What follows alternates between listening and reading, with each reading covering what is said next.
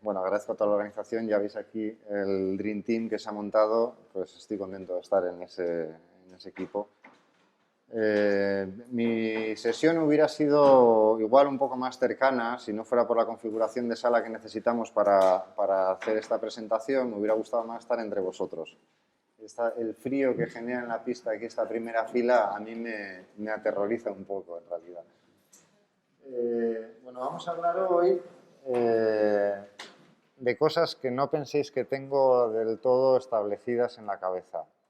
Vengo con experiencias de las que estoy muy convencido y que hemos desarrollado, pero lo que vamos a hacer hoy es un taller un poco experimental. Puede que salga bien, puede que no salga nada. Lo que sí me interesa es que saquéis algo en claro de ello, ¿vale? Que vamos a introducir conceptos un poco, la primera parte va a ser, como decía Santiago, de explicar cosas que hacemos, pero luego sí hay una parte más teórica. Esa es la parte que nosotros vamos a incidir, en la que tenemos que profundizar para que luego los niños, en realidad en un taller, lo perciban sin tener que comerse esta parte teórica que os voy a contar, ¿vale? Pero en principio todas las acciones que vais a ver tienen que ver con alguna parte de conocimiento que está implícito en la escenografía y nadie percibe, o todos percibimos, pero no están evidentes, ¿vale? Como sois mayormente de infantil y primaria, pues lo que he traído son experiencias más bien relacionadas con infantil y primaria. Bueno, y empiezo, pero si no yo puedo divagar. Juegos y espacios como instrumento educativo. Bueno, lo primero que os pongo es una imagen de nuestro espacio en San Sebastián, que son 20 metros cuadrados a pie de calle, en la calle Prim, que es un espacio muy pequeñito, y que es un espacio de infinita sorpresa. Quiero decir con esto, cada vez que recibimos a las niñas y niños en el taller, lo que intentamos básicamente es que se produzca una situación diferente en el taller, que haya una llegada y haya una sorpresa, que no haya los elementos de siempre, la mesa tenga la misma configuración y los muebles estén en el mismo sitio. Este espacio se pensó en un momento dado para revolverles la mente, para que un día la puerta estuviera por un lado y esos cajones, esos 5 cajones que aquí están, si no se ve nada. Yo hablo viendo una pantalla y vosotros no veis ni película. En realidad es un espacio que se accede por aquí, tiene una escalerita y 5 cajones en línea que podrían estar en este sentido o en este. Hay veces que entras por un sitio y hay veces que puedes entrar por otro. ¿Vale? Eso para empezar con el espacio no es un elemento estático, en Mouse House por lo menos. La idea es que todo el rato puedan pasarte cosas diferentes entrando en el mismo estímulo. Como bien nos decían, somos un equipo de 2, Anabel y Carlos. Anabel es cerebro, yo soy Pinky. Entonces va a faltar la parte más cerebral de este asunto. Llevamos muchos años y en el fondo hemos ido desarrollando al salto de mata muchas tareas que luego se han ido convirtiendo en líneas de trabajo. Al principio íbamos haciendo trabajos sueltos que han ido encontrando su lugar y hay muchas categorías. Están todas en inglés, con lo cual no se entiende ni cascorro, pero vienen a ser los cursos de Mouse House, que son los programas con los que nosotros arrancamos en nuestra ciudad para aproximar a los niños hacia la arquitectura. Empezamos con un curso 1 y hemos ido, según ellos crecían y vinculándose al estudio sin querer irse, les hemos ido dando más desarrollo. Estamos para hacer el 4.º curso o una cosa así.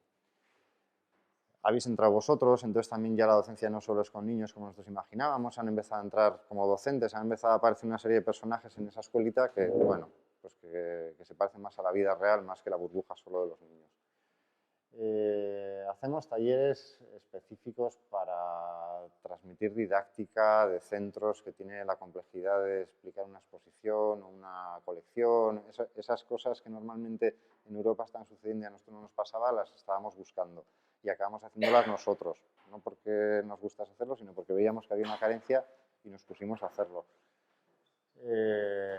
Bueno, un mogollón de cosas.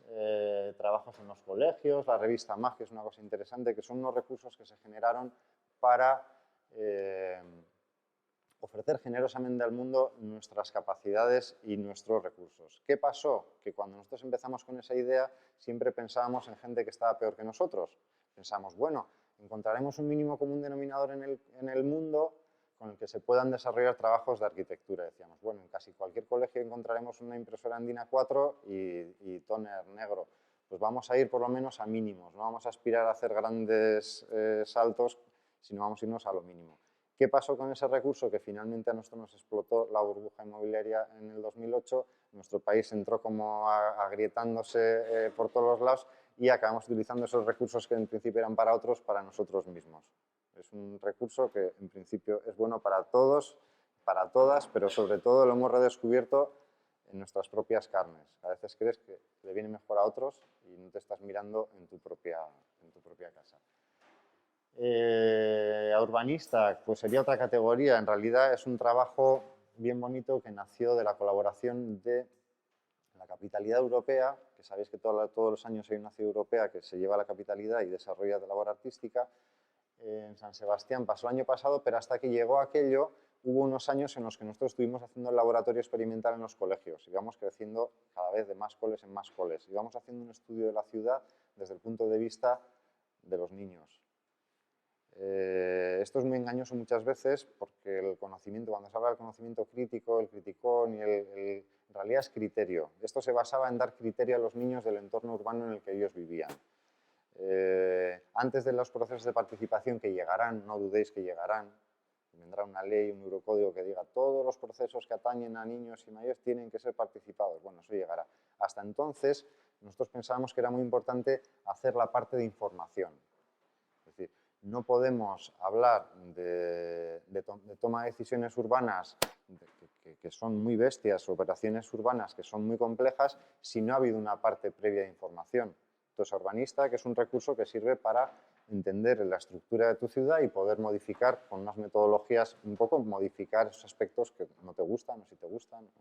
Tenéis la suerte de que José Manuel Rosales esté interesado en que tal vez se publique esto en gallego y en vez de estar en euskera castellano, que nos limita a nuestro pequeño país, pues se amplíe a más mundo.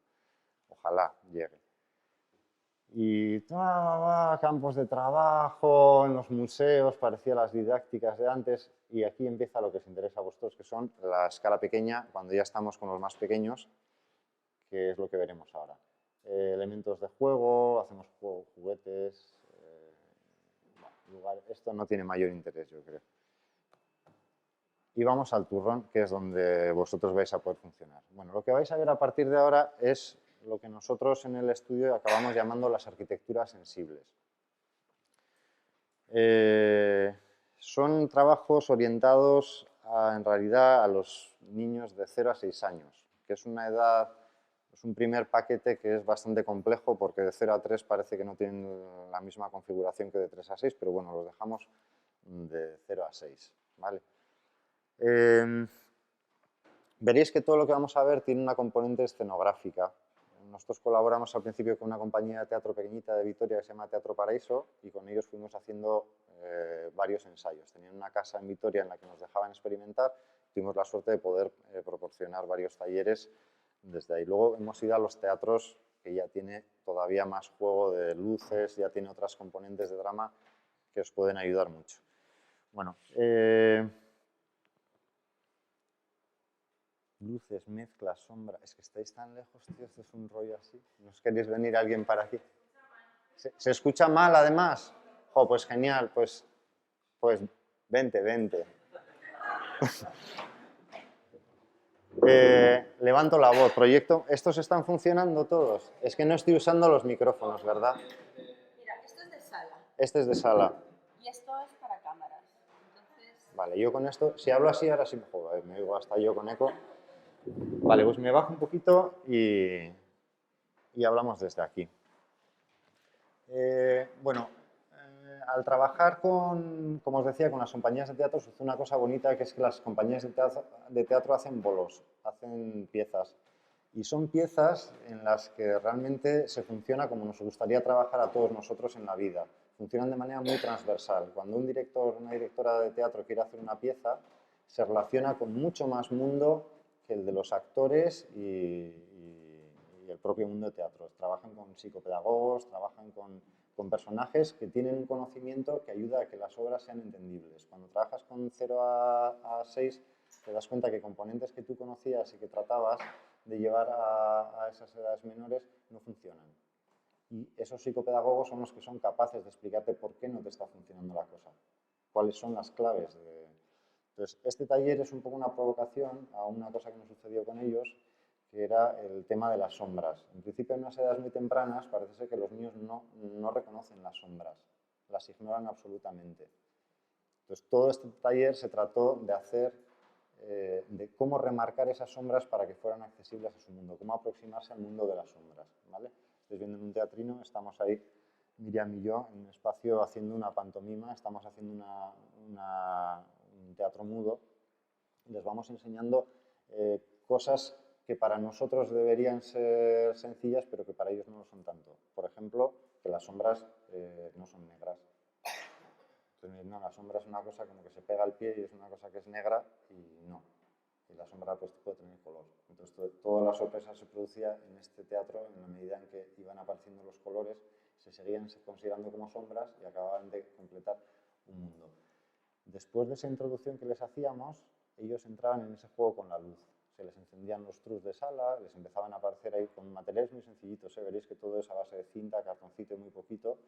Y el elemento de la luz, ellos empiezan a perseguir sus luces, a perseguir sus sombras en realidad. Empiezan a moverse y a intentar cerrar espacios de sombra como si fuera un objeto físico, ¿vale?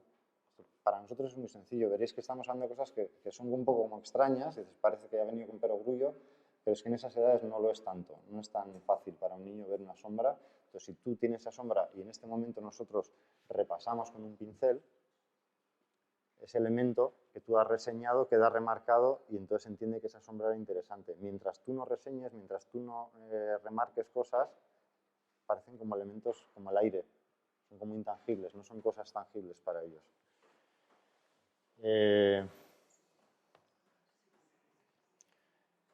Un juego de laberintos. Material sencillo, gran bobina de cartón, no tiene mayor complejidad.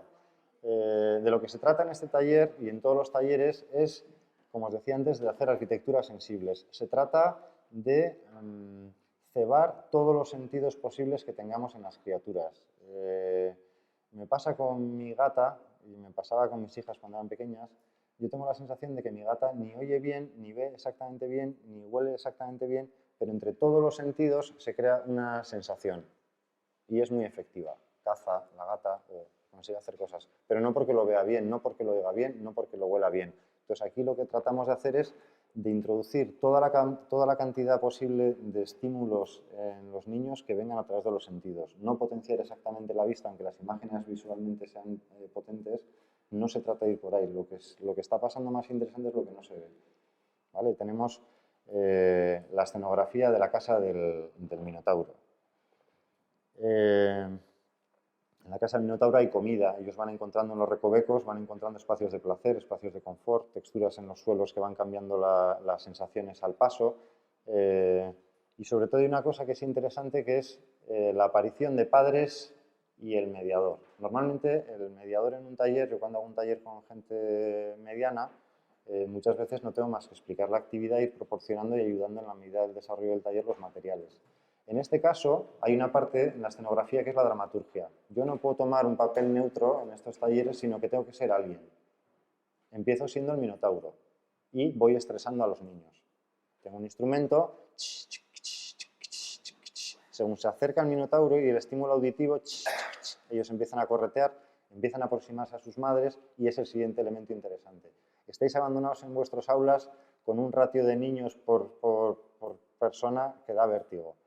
Para que estas cosas sucedan bien, es interesante casi que haya el mismo número de acompañantes que de participantes. Esto es una cosa curiosa y que no se suele tener muy en cuenta. Dice, no, y ahora haga usted toda esta actividad con 40 niños en una sala. Bueno, pues no va a salir exactamente igual que si tuvierais a los 40 padres.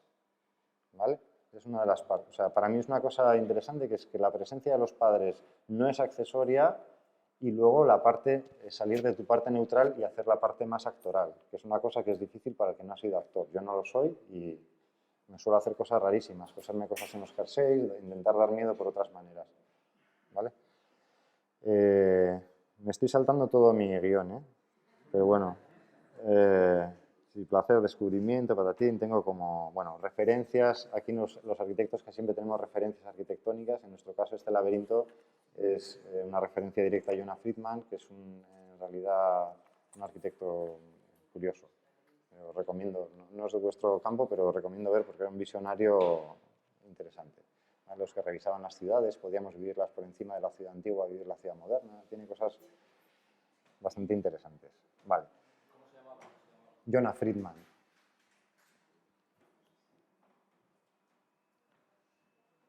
Una noche en el bosque.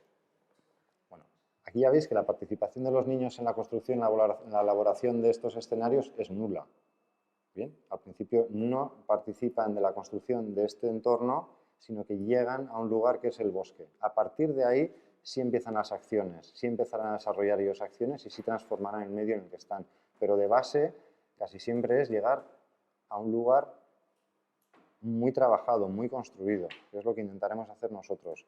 Nosotros vamos a proporcionar un entorno apropiado para que se puedan desarrollar acciones. Cuando digo esto, es que es importante, no sabría cómo explicaros la importancia de generar un contexto muy caracterizado, muy dramatizado. Sí, con un ejemplo. Recuerdo, por ejemplo, en este taller, este fue en Vitoria, nosotros propusimos como un bosque en el que estábamos de día y íbamos a pasar una noche, era como hacer un bivac ahí.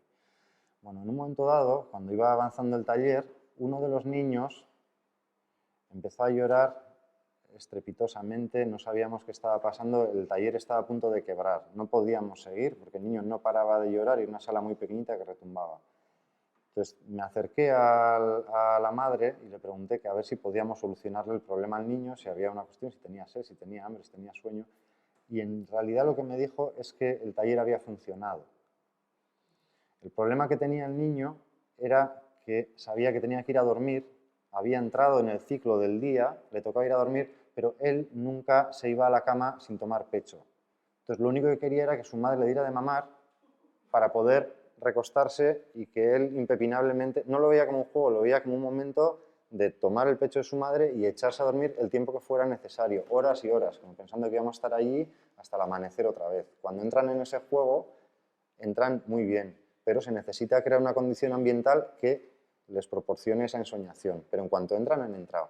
Nadie duda que está en ese bosque y ya no piensan que son cartones, ni tubitos, ni... ¿vale? Por ir más por las ramas. Bueno, en estas acciones teatrales es interesante, bueno, yo las relaciono con el teatro, pero vosotros podéis relacionarlo con lo que queráis. Hay una cosa que me es muy interesante en el teatro, que es cuando el teatro es moderno y no interrumpe con 3 actos la función. Me interesa mucho el teatro cuando la acción se desarrolla en sala con transformaciones de escena y no llegan los telones pintados y dicen, venga, segundo acto, catatrún, salimos ya a la montaña, tercer acto, catatrún, ahora a la playa. Me interesa cuando el teatro va transformando y tiene la capacidad de ir amoldando lo que sucede con los elementos que pasan. No quita para que en teatro existan las trampas. Yo puedo sacar un elemento y esconderlo y nadie se entera, pero son trampas de teatro. ¿Vale? Detrás de los telones tienes cosas escondidas, hay cosas, pero bueno, en principio estás en la acción, en el desarrollo constante. Vuestra actividad es así, no podéis salir del aula y hacer primer acto, no sé qué, venga, todos a merendar. Entonces, en ese sentido, vuestra tarea del día a día se parece mucho a esa escena teatral en continuidad. Veis que los aspectos que tocan estos talleres son cosas muy pequeñas. Una noche en el bosque, ya está, no hay mucho más que contar. Lo que pasa es que las experiencias que suceden una noche en el bosque son muy ricas. ¿Vale? Intentamos transmitir cosas que son vocacionalmente pequeñas para que luego la cosa se amplifique.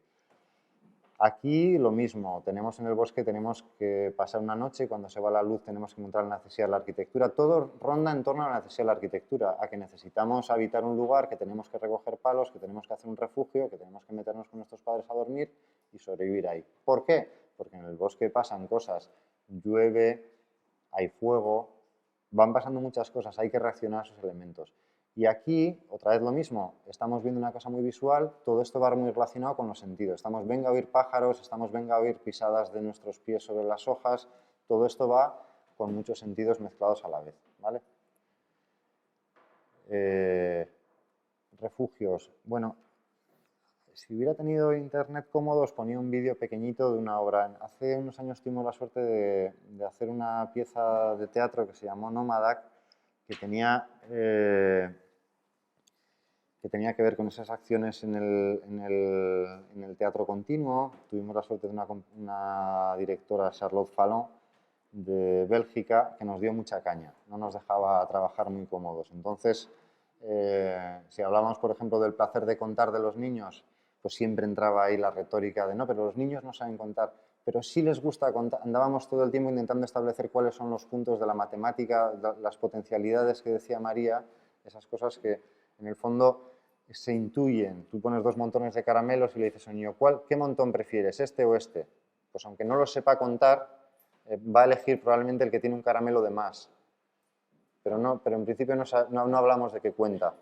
Otra cosa interesante era el hecho de contar por contar, el placer de contar. 1, 7, 9, 12, 15, 19, 33, 12, 6... Eso para ellos es placentero. No hay una cuenta como las nuestras, pero hay un gusto por la matemática de esa manera, ¿vale? Hay una aproximación bonita.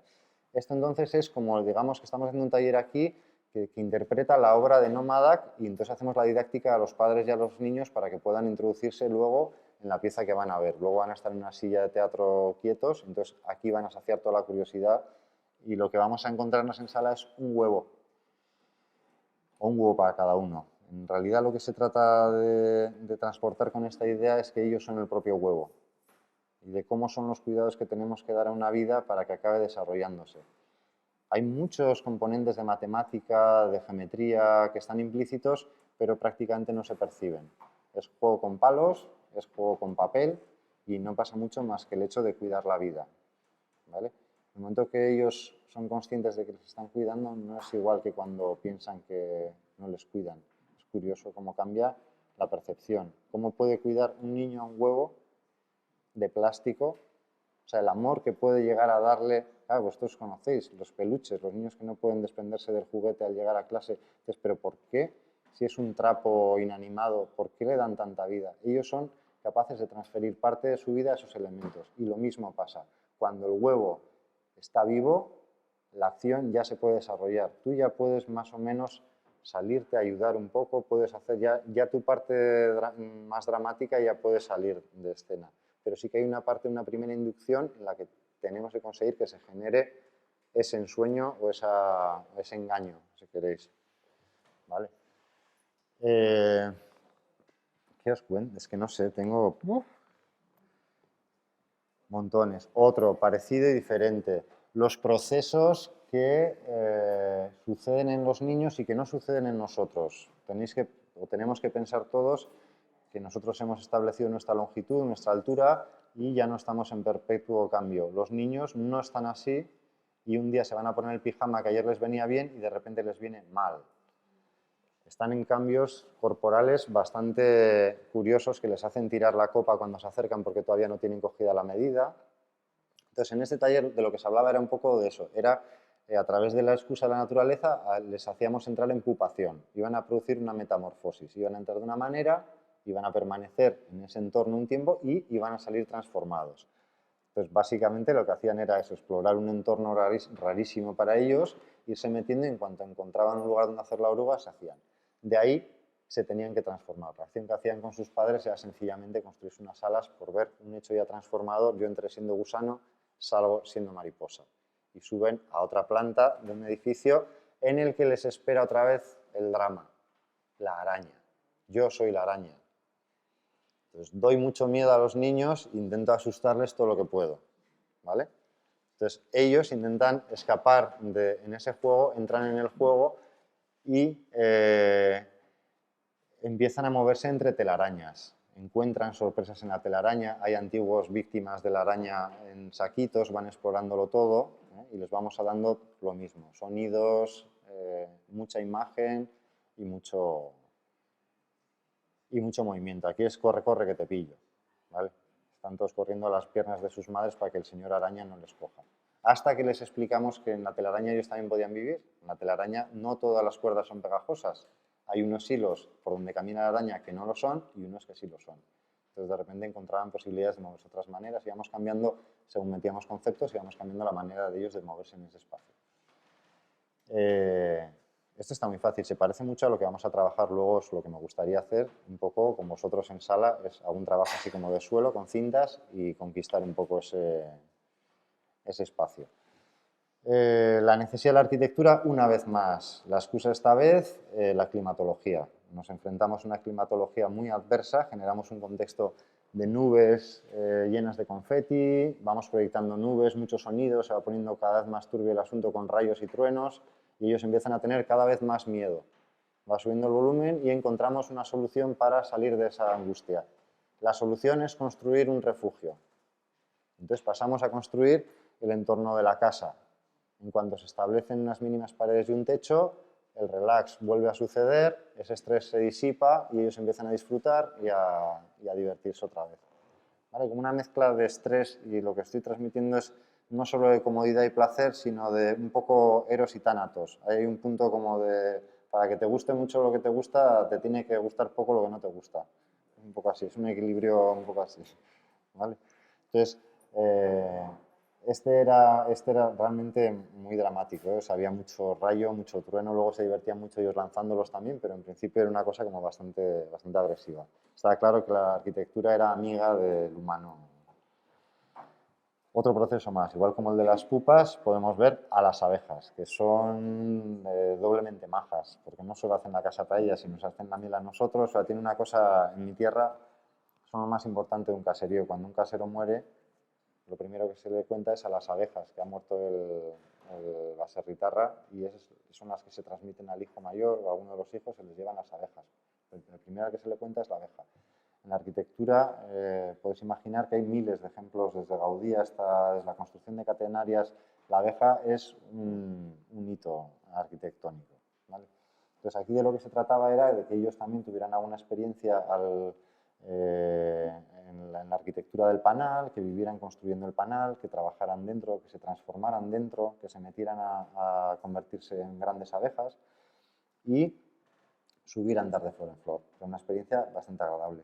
Como os podéis imaginar, los sentidos se ceban por todos los lados. Tenemos otra vez el zumbido de las abejas, estamos dándoles a probar miel, están entrándoles por el oído, por el olfato, por el gusto, por el tacto. Le estamos intentando cargar estímulos. A veces saturamos algún canal, algunos no. Vamos dejando canales sin saturar y algunos muy saturados, para que ellos busquen en otros lugares de repente el placer de escuchar pajaritos o irse a probar la miel y quedarse en un entorno, ¿vale?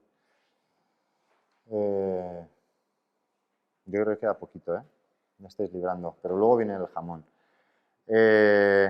Y este es un taller mucho más sui generis que tiene que ver con la luz, todo lo contrario al de la sombra que os ponía al principio. Para cerrar, este es uno con la luz.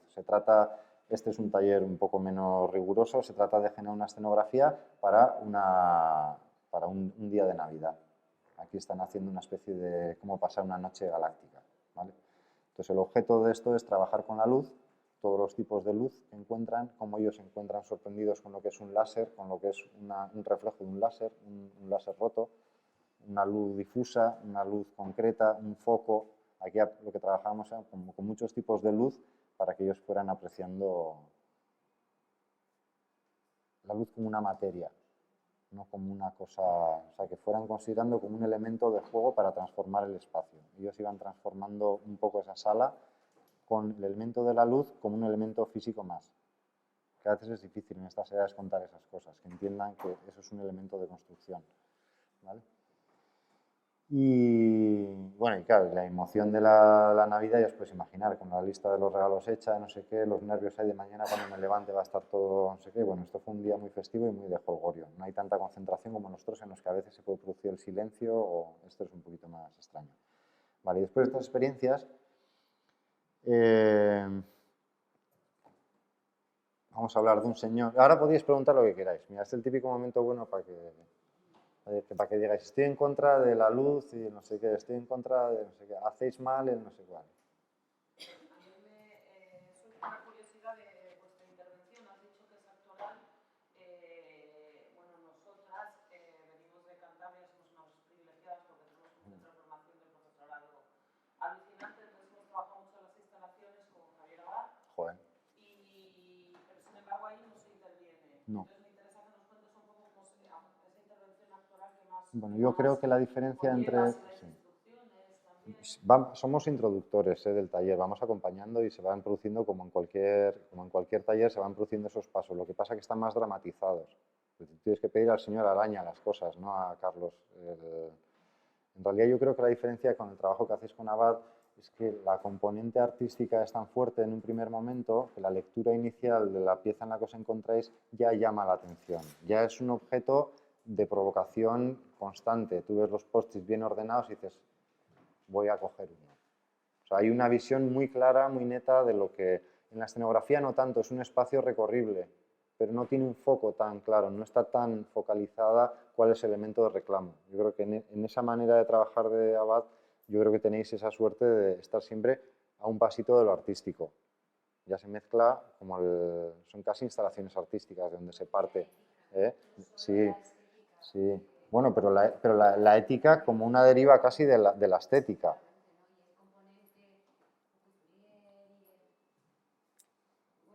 Pero realmente no podéis dejar los post-its desordenados. Hacéis una configuración primera con los post-its. No, a mí Javier Abad me produce gloria. Es decir, que es una... O sea, a veces no sé cómo es tan generoso... Que nos parece una forma también de solucionarlo, ¿sabes? También porque estamos metidos mucho en la no intervención, en el observar, Sí. y hay veces que también te apetece tratarlo de otra forma, intervenir con ellos de alguna forma, sugerirles lo que dices tú, pues todo lo que crea emoción para los niños es un aprendizaje fabuloso. Para mí por ahí. Lo que es difícil es hacer de conductor de taller al uso. Eso sí que yo creo que no funciona. Es más interesante dejarles a ellos, como decís, practicar la escena a su aire que ser el tío rollo que no te deja hacer o sí te deja hacer. Pero si pasas a la parte más actoral, más ya de dramaturgia, yo es que siempre voy con algo cosido, algo rayas de abeja, un no sé qué, un gorro de araña, algo, o sea, ni siquiera es verbal, es que hay una transformación física para que ellos vean que es un personaje más de la escenografía. Me estoy yendo por todos lados, ¿no? Una pregunta, por favor. Claro. Yo, por ejemplo, el trabajo en aula siempre es bajo instalación y además soy muy purista en ello. Y luego de celebración hago siempre los actos más performáticos con papás. Si no, yo mis instalaciones son solamente con niños. Y sí que noto una diferencia cuando utilizo como la relación objetual, ¿no? La pieza y la persona. Y la persona, sí. ¿Vosotros solo actuáis con el acompañante, o sea, con papás o con... ¿No hacéis sin ellos? Sí hacemos también. ¿Mm? Pero los que son Y ya en sala pues de me teatro, gustaría que dijeras, ¿no? Las diferencias que tú notas, lo que ves, ¿no? La carga relacional que lleva el niño, cómo actúa, ¿no? Con esa presión de familiar, cómo, ¿qué tipo de emociones se desatan? Se les desatan? deja de acompañantes, en cierto modo. Es decir, tampoco están actuando como padres. No tienen, o sea, no es lo mismo cuando están fuera de sala que cuando están dentro. En realidad son una especie como de ancla. Y sobre todo que también trabajan bajo el asombro, porque ellos están igual de asombrados que el niño, ¿no? Pero... Sí. Pero en principio digamos que no son tampoco, o sea, son un elemento faro, son un elemento de referencia. En el momento que entra la angustia, siempre tienen esa pierna a la que volver. Pero tampoco es exactamente el padre el inductor del taller, es lo que dices tú. El padre y el hijo funcionan descubriendo la escena a la par. Es como un descubrimiento en familia, pero no es tanto que uno le enseña al otro a utilizar los palos, todos van descubriendo de la misma manera. Entonces hay como una infantilización, puerilización, ya está, cambio de verbo. De los padres que funcionan como si fueran niños y los niños se sorprenden de ver a sus padres funcionando como si lo fueran, reptando, haciendo el gusano, haciendo la arruga. Lo más interesante es ver que ellos descubren componentes de sus padres que no conocían. Mi padre es un gusano. O sea, esas partes que normalmente no suceden en el teatro pueden suceder. Luego hablamos de... Se ponen al mismo nivel competencial de juego. Peor, los padres peor, porque el padre en cuanto arruga la rodilla y es gusano, es más gusano que el niño. El niño dice, bueno, soy un gusano, pero el padre es recta. No, hijo mío, los gusanos van para adelante, hacen arco y se estiran, y se meten más ellos en esa parte. Carlos, le quiero darte las gracias y Jolín, decirte que gracias a ti, Jolín, ¿qué dices? que ha sido para mí hoy un descubrimiento. Bueno, ella trabaja muy bien, ¿eh? Yo soy seguidora de Javier, pero desde ese Somos momento amigas, voy a ser tu seguidora. Pues gracias, Porque gracias. yo no soy Joder, nada calla, purista. calla. Y me has abierto la luz. Sí. Que Vale vamos, ser un poco más... que tienes aquí la fans número 1 a partir de hoy, Gracias, que lo gracias. Bueno, sepas. yo te insto a que mires su trabajo. Gracias, muchas gracias. Joder. Y yo te recuerdo que es la 1 menos. ¿Cuánto tiempo tenemos? Vale, la 1 menos... Vale, un cuarto de hora. Lo vamos a pasar a trabajar en sala y os voy a dar un tema para trabajar en sala. Cuando hablamos de juegos y espacios de trabajo y de disfrute y de juego, hay una cosa que es evidente que es un poco que ellos van a tener que disfrutar, jugar, transformar, pero nosotros tenemos que conocer y dominar ese espacio. Es decir, hoy lo que vamos a intentar hacer es intentar dominar ese espacio. No sirve de nada jugar a transformar el espacio si no sabemos qué espacio tenemos, cuánto miden las cosas, qué altura tenemos. Entonces vamos a intentar trabajar de alguna manera con cierta consciencia. Va a ser fácil, tú resoplas y pues, no, ya habrá un mecanismo de control. Entonces vamos a empezar por un hombre que es fantástico, que es Arquímedes de Siracusa, que probablemente llegó hasta nosotros casi sin que nos hayamos dado cuenta. Es un hombre con el que conviene contrastarse para sentirse pequeño. Porque dices, bueno, pues ya existió Arquímedes, ya lo que haga yo tampoco importa tanto, ¿vale? Fue un hombre con una capacidad de deducción extraordinaria. Yo también diría que tengo la impresión de que estos hombres y mujeres que accedieron al conocimiento egipcio cuando estaba la Biblioteca de Alejandría y todo ese patín, tuvieron la capacidad de ser más listos de lo que hemos sido después cuando se quemó.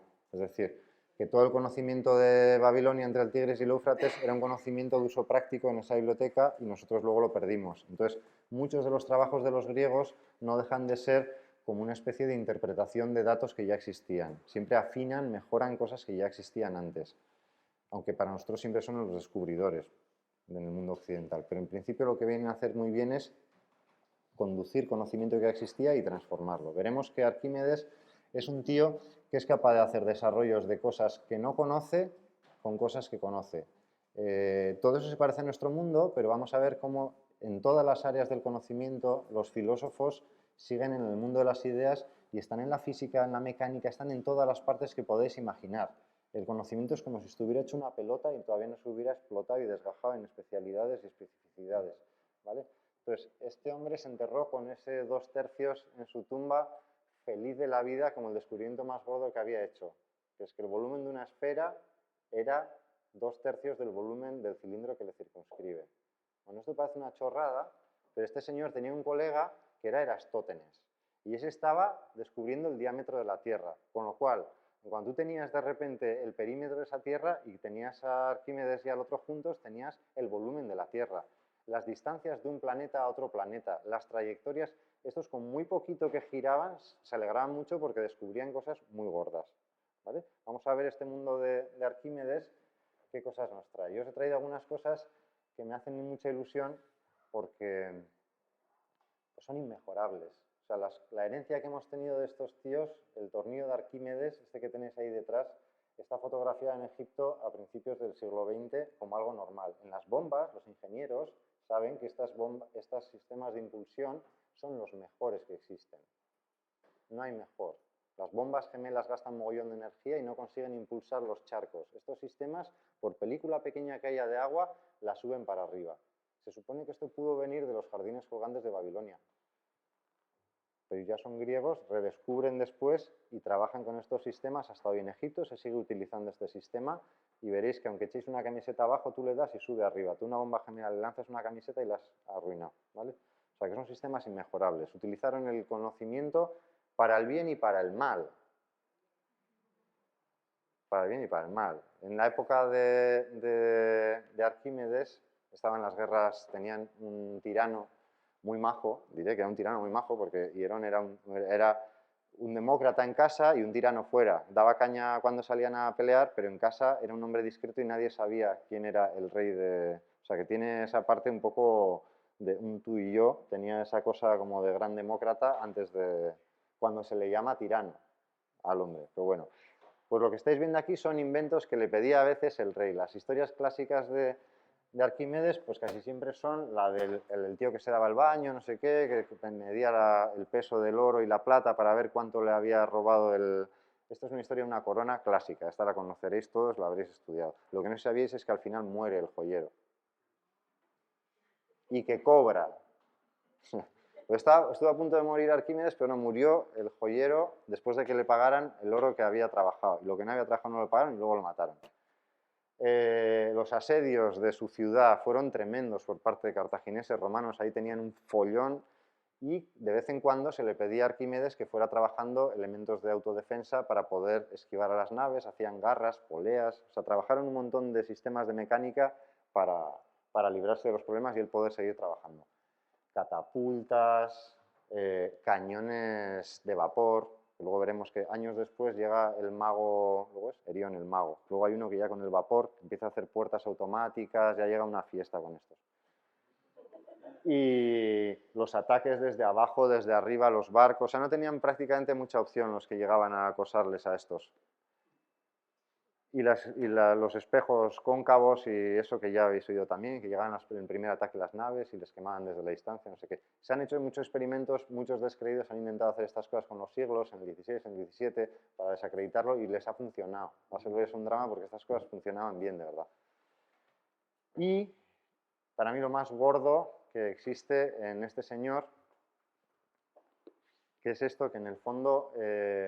bueno, y esto. Yo tengo un par de documentos luego para que le chiflen los relojes y eso. A mí no me gustan mucho, pero tengo unos relojes hidráulicos. Vamos a hablar de los entretenimientos, la mecánica. Cómo en un momento dado consiguen hacer traslaciones. Igual que Erastótenes, que es ese señor de ahí, que lleva su esfera sí, ¿no? Es el logotipo de los portugueses. Esto es una representación de la Tierra a tamaño con los demás planetas en el espacio graduado para moverse con referencia a las estrellas. Estos hombres llegan a hacerlo aplastado. Aplastar el movimiento del cosmos en una máquina es algo bastante curioso y bastante cañero, porque las cosas se desreglan. La Luna tiene fases, cada 9 años va encontrando unas posiciones y no es lo mismo hacer una máquina para representar la Luna en un año que en 9 años. Es decir, el conocimiento que tenían estos era extraordinario. Y hicieron máquinas, no os lo perdáis, para encontrar hoy cómo íbamos a tener nosotros el cielo y nuestra posición de las estrellas. Cómo estaba la Luna, en qué fase, el Sol, la Tierra y los 5 planetas principales que ellos dominaban. Adivinar eso requiere de un ordenador. Estamos hablando de que estaban haciendo los primeros ordenadores en la Tierra en bronce. No habéis visto el Mac de bronce, pero ese es mucho más majo que el Mac.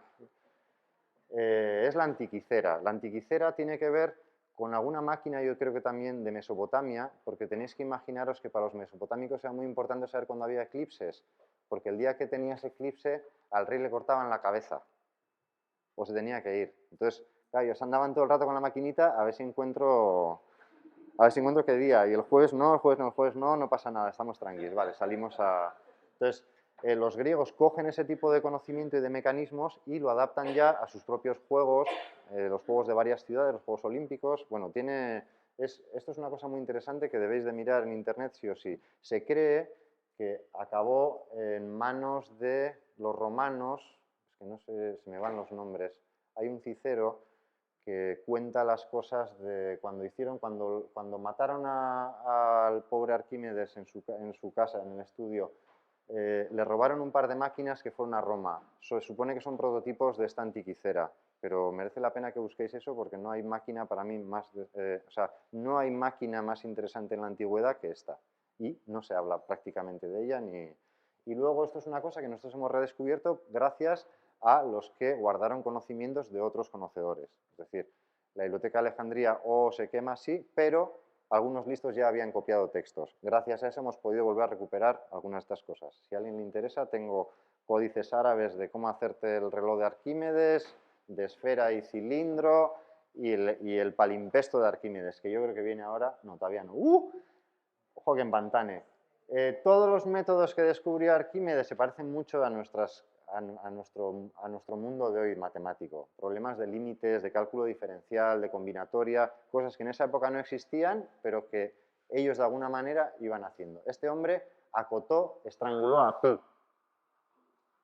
estranguló a pi. Era muy difícil conocer a pi como número inconmensurable, espantosamente largo, era una cosa endiablada.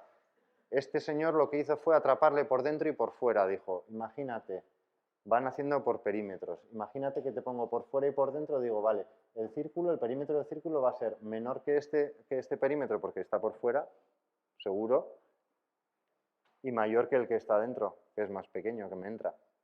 Bueno, pues este tío lo que va haciendo es romper ese hexágono en dodecágono cada vez más, cada vez más, cada vez más, cada vez más, hasta que estos bordes se van afinando tanto que vas teniendo al pi acorralado. El método de la exhaustión, que ya tenía su maestro, que este no no nació, o sea, estos tuvieron maestros de Euclides, fue el Reperón. O sea, el Reperón en geometría, otra vez nos quedamos así, y allí está Euclides, vale, pero a pesar de todo, su gran capacidad de imaginación le llevó a lugares que no creo que ni imaginase su maestro, ¿vale? Y por no daros el rollo, porque es que ya no estamos comiendo todo el taller, os cuento una cosa que creo que es una apreciación mía y que podéis discutir, que es que muchas veces los problemas en matemáticas nos traen mucho conocimiento. Resolver un problema, el otro día hablaba con Santi, yo creo, de esto, a veces resolver un problema no es tan agradable como entretenerse buscando la solución de un problema. Buscando alrededor de un problema se genera mucho conocimiento y ellos, enfrentándose a problemas clásicos con muchas limitaciones, trabajando con un compás y una regla, se enfrentaron a problemas que les dio mucho desarrollo de matemática. Sigue pasando hoy, nos seguimos enfrentando a grandes problemas de la antigüedad porque eso hace campo de desarrollo en matemáticas y otras áreas, ¿vale? Entonces yo creo que Arquímedes, iba a decir el pobre Arquímedes, Arquímedes se enfrentó a un problema muy gordo que era la trisección de un ángulo que parece que él cree haber solucionado con una espiral. La espiral de Arquímedes se diferencia de otras porque es más bonita. Porque para mi gusto es de las más bellas, en el sentido de que es muy natural. La construcción de una espiral suele ser un rollo de compás y, es curioso, de empalmes y tangencias, lo habéis vivido en el colegio probablemente, pero la espiral de Arquímedes es elegante como el trazo de un alfarero en la torneta. Si vosotros tenéis que hacer una espiral maravillosa, lo único que tenéis que hacer es producir una recta a velocidad constante e imperturbable. Si tú tienes un plato girando y vas hasta el centro a una velocidad constante, acabas teniendo una espiral fabulosa. Pero si tú intentas hacer una espiral fabulosa, no sale. ¿Vale? Bien. Bueno, que la destripó y la trituró. Nos dio mucha suerte. Este hombre nos dio capacidad de dominar esas curvas, hallar superficies, bueno, patatín, patatín, patacual, hasta que llegamos a donde vamos. Este es nuestro trabajo de hoy, ¿vale? Vamos a empezar a pensar en que tenemos que generar una escenografía en torno a la matemática. El número va a estar ahí y me interesa mucho que tengáis control de la situación, que sepáis cuánto va a medir el área, por ejemplo, de lo que vais a trabajar. Qué horror, ¿verdad? O sea, libertad, libertad, na, na. No, no queréis sufrir. Bien, bueno, pues hace años apareció esto que es una página doble, es de un libro de Horas cristiano, en realidad es un aprovechamiento de un palimpsesto de Arquímedes.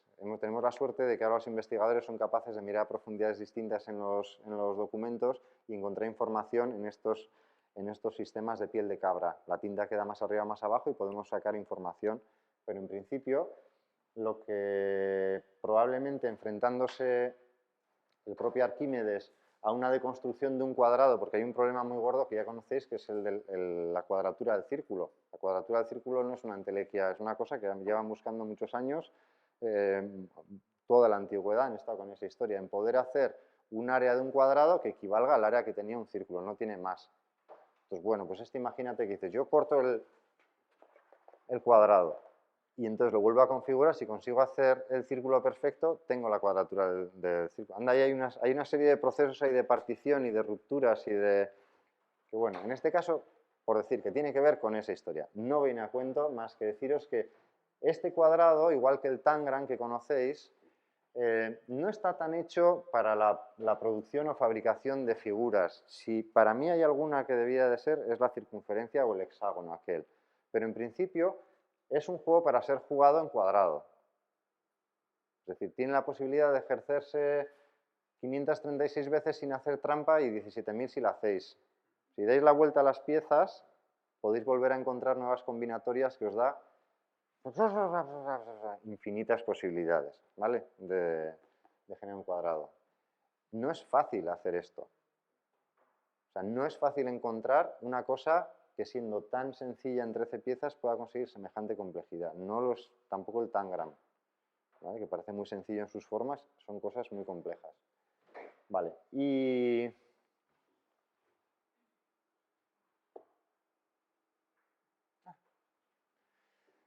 vale.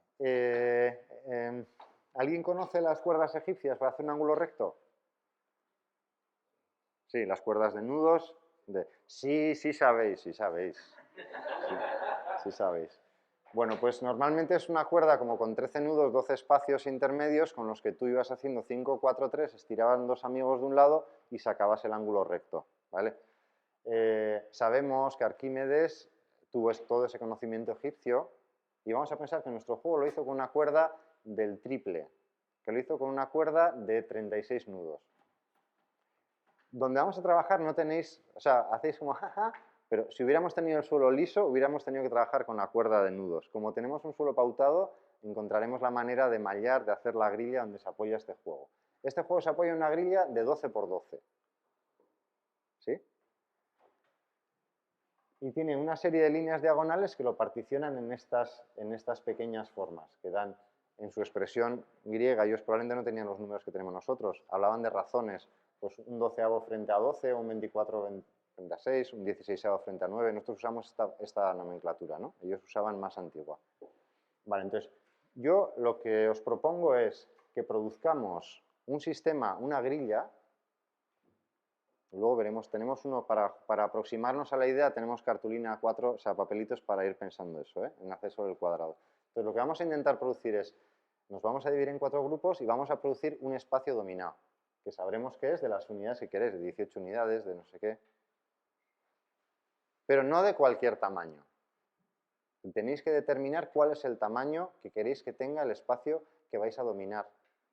Porque luego va a venir el descontrol, luego van a venir los niños y ya va a ser un despiporre, ya no va a haber tiempo de decir, esto mide 18, chaval, no va a pasar eso. Ya tenéis que tener el espacio dominado previamente. Entonces,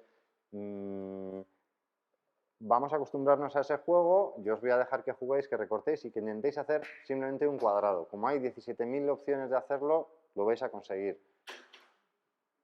Y luego, si queréis, alguna de esas configuraciones la llevamos a sala. ¿Vale? Vamos a conquistar esa sala con algún concepto matemático. Tenéis que pensar que el que llegue va a intuir cosas, no le vais a tener que contar, pero va a intuir cosas que suceden en ese suelo. El estar en el medio del espacio, el estar en la diagonal, o sea, esas cosas la persona las recibe, pero no se las tienes que contar. Entonces, el trabajo, el programa lo tenéis prácticamente vosotros.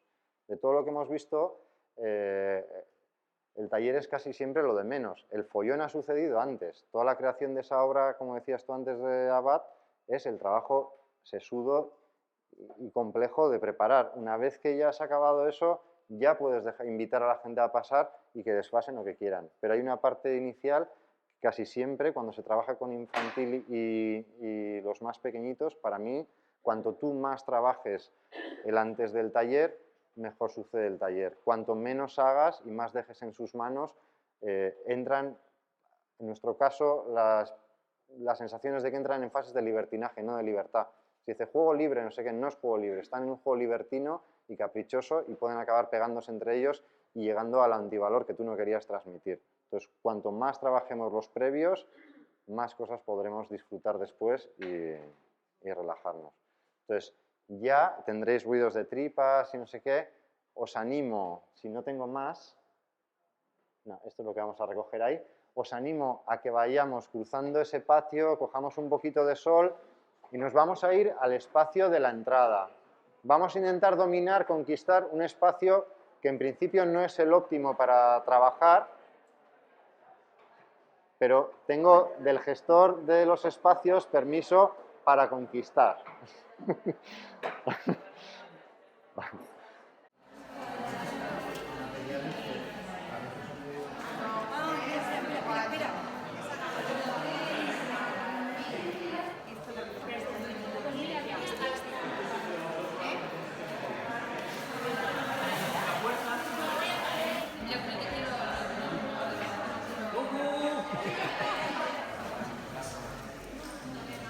Y luego, sobre todo, lo interesante es cómo se excluye eso, qué interpretación hacéis de esto al volumen. Porque parece que cada espacio difiere del anterior en una base común muy concreta.